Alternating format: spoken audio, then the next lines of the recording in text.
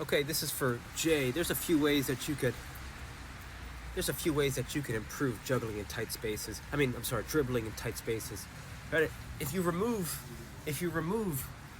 the tight spaces from the equation, the question is, can I be an effective dribbler in any space, right? No, like in large spaces or tight spaces. So then, if you remove that tight space from the question is, how do I practice dribbling in general effectively?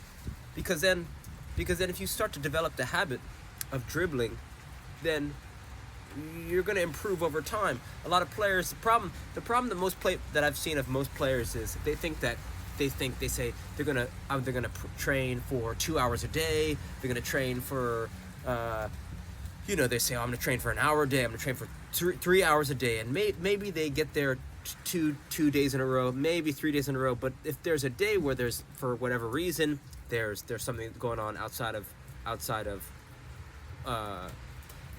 let's say they're stressed, or let's say there's a lot of homework, or let's say they're dealing with some family matters. The challenge is to create a schedule for yourself, right? So the challenge is, if you set low standards, low expectations for your daily training, then you build a habit. After you build a habit, you can raise the intensity and the volume. So the key is you gotta train poorly, because after you train poorly, then you can raise your training standards, right? You gotta start somewhere. The masters failed more times than the beginners tried. So the key is to start. You start with 1 minute a day, and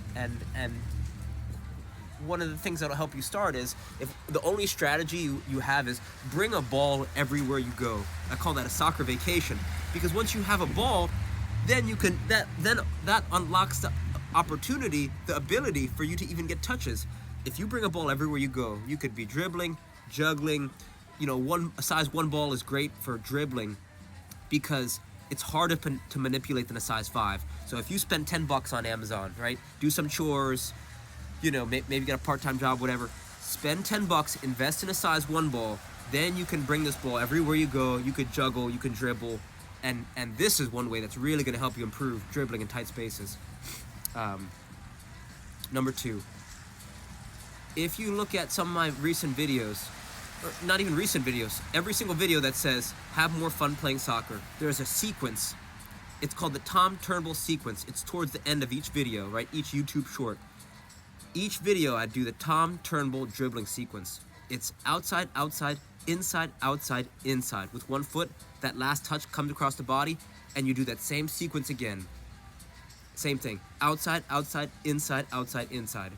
This is a very powerful sequence because it's a rhythmic pattern. Rhythmic patterns, right? Dribbling sequences are powerful because they allow you to not think about dribbling. This way, when you practice this dribbling sequence, you're gonna be, what's up, dude? How are you? Chilling? Are you leaving? All right, I'll see you later. All right, dude. If you practice this dribbling sequence, you're gonna be able to dance around defenders because it's a rhythmic pattern. Rhythmic patterns allow you to not think about dribbling. A lot of people struggle with dribbling because they're thinking too much about dribbling. You don't want to think about dribbling while you're dribbling. It's like when you're playing golf. You don't want to be thinking about your swing when you're about to go hit the ball. You want to be very relaxed. You want to be breathing. You want to just be in the moment. In training, that's a little different. If you could be relaxed, maybe you're focusing on certain things. Maybe you're focusing on certain aspects of your game. That's different. But ideally, you want to train. You play like you train. So during training, you got to focus on staying relaxed. So if you practice this Tom Turnbull dribbling sequence, outside, outside, inside, outside, inside. If you practice this dribbling sequence in a very relaxed way, breathing, saying each thing outside when you do it. So when you say outside, outside, inside, outside, inside, that helps you develop a mind-body connection while you're dribbling. So that's another way that's really going to elevate your dribbling abilities, going to help you dribble in tight spaces. There's 2 more ways. One thing you could check out on Instagram is this kid. His name is Fanta Sista Mickey. FANTA SISTA MICKEY. This kid is unreal dribbler.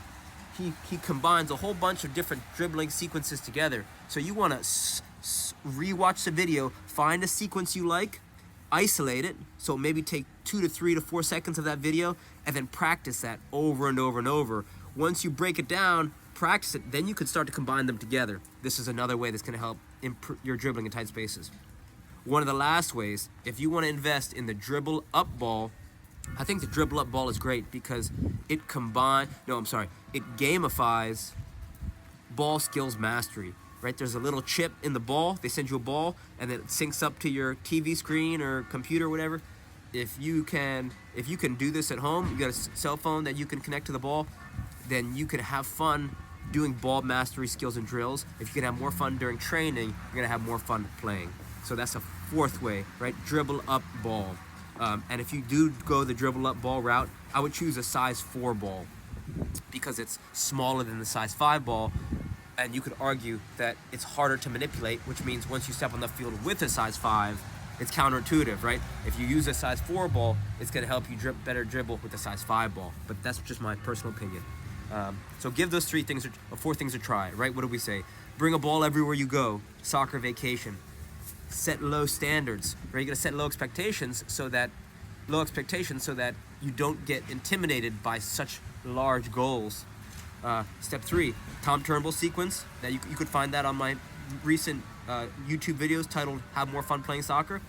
Fanta Sista Mickey on Instagram, FantaSistaMickey, and then lastly, dribble up ball. And I'll throw one more thing in there. Juggling will improve your dribbling abilities. The weight of each touch while you're juggling is going to help your ability to weight each touch while you're dribbling. So juggling is something that a lot of people don't realize is going to help their dribbling abilities as well. So give those things a try. Reach out for any questions. All right, thank you.